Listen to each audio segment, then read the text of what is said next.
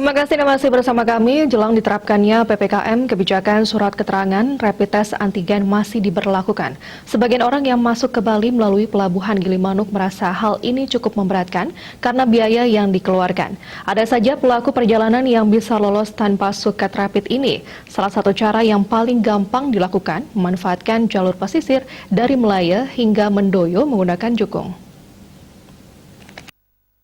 Dengan biaya yang relatif murah, untuk 2-3 orang, pelaku perjalanan bisa masuk Bali tanpa suket rapid.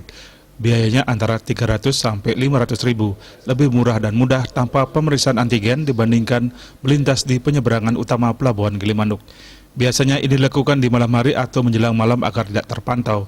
Titik naik jukung bisa dari mana saja di wilayah Banyuwangi. Mereka hanya membawa pakaian seperlunya dan pura-pura menangkap ikan. Warga yang nekat melewati jalur tradisional ini biasanya hendak bekerja atau ada keperluan penting di Bali. Biaya untuk perjalanan ini dinilai lebih hemat dibandingkan dengan melalui Pelabuhan Gilimanuk, apalagi belakangan sejak libur Nataru, penjagaan sangat ketat.